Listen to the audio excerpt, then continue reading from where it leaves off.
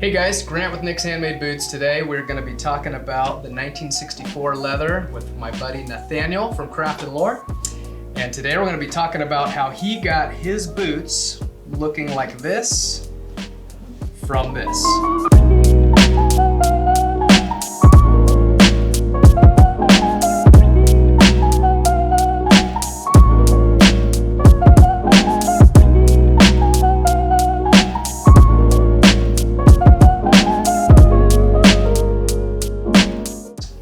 Nathaniel, you want to tell us about Craft & Lore? Yeah, thank you, Grant. We are a leather goods manufacturer out of Coeur d'Alene, Idaho. We make wallets, belts, and bags are kind of our specialty. We're neighboring to Nick's Boots here over in Spokane. And was it a year or two ago, Grant over here reached out to us and wanted to do kind of a collab and figure out a cool boot that we could sell. And so we ended up collabing on the Task boot, which is available at craftandlore.com.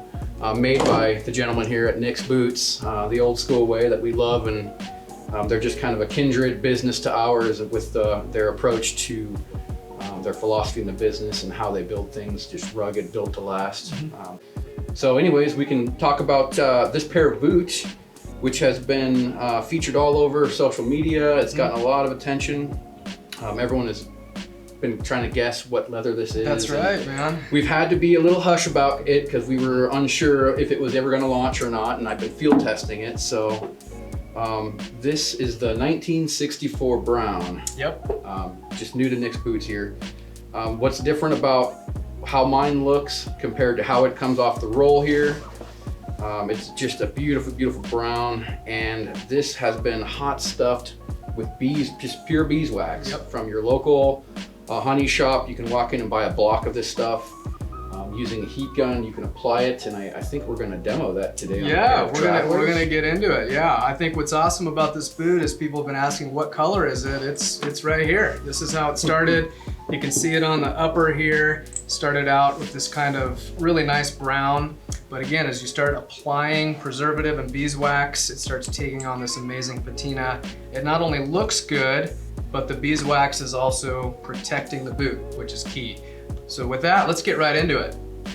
All right, so we're gonna waterproof these traveler boots from Nick's Handmade Boots. This is that 1964 leather.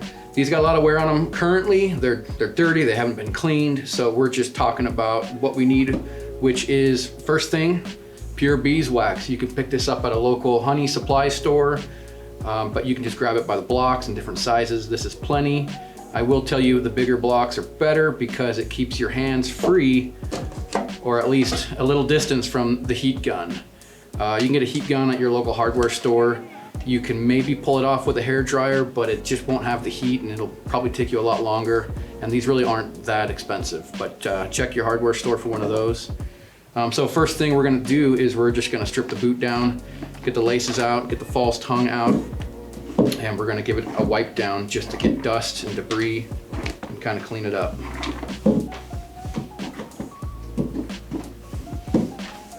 Other things you're gonna want are a soft cloth. I also have a rough cloth. This is what's gonna help buff back a lot of the dirty stuff, and this will be kind of more of a polish. But you're gonna be opening this up and you're gonna find a lot of gunk and debris in there. You're gonna wanna get all that out of there.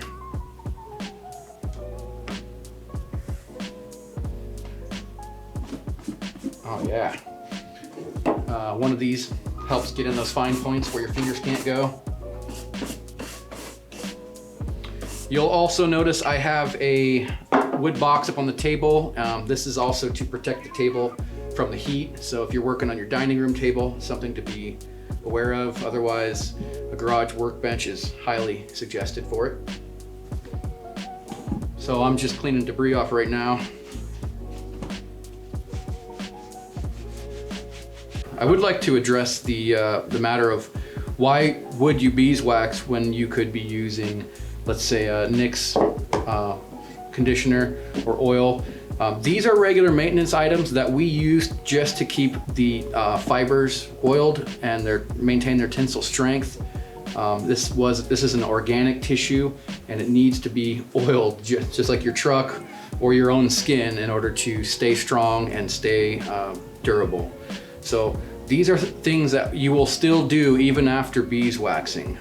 And these things have a bit of wax content in them.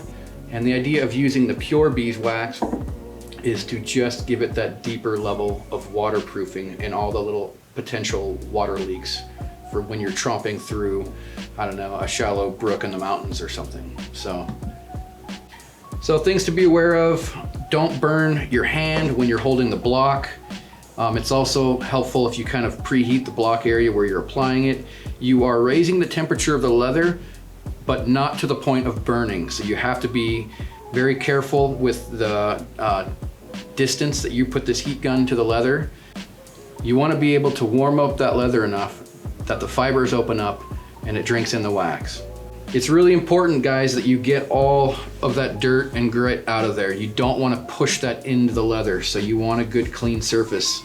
I've dry cleaned it right now because these aren't that bad. If there's mud or other things caked in there, get your rag wet and really get it out of those seams. You want it clear. You want beeswax to have a full access into those seams without being blocked by dirt. Otherwise, you're gonna have a leak spot when you go tromping through that water.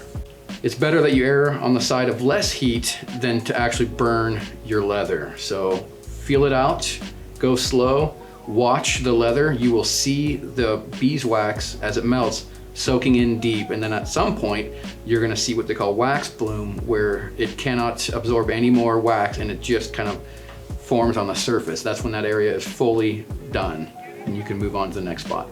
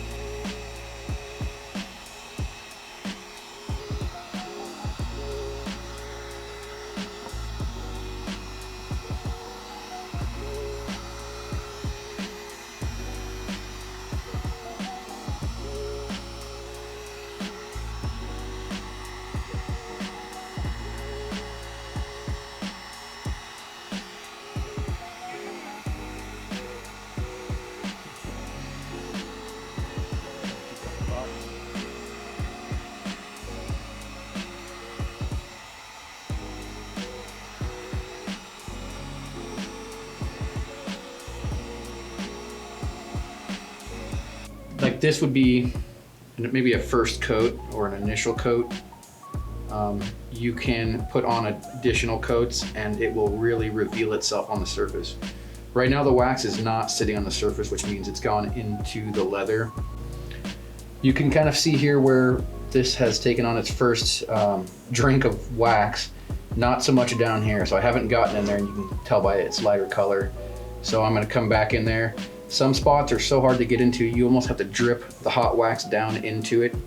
And you'll know the seams and the welts are really good when you can just see a surface layer of wax kind of on it.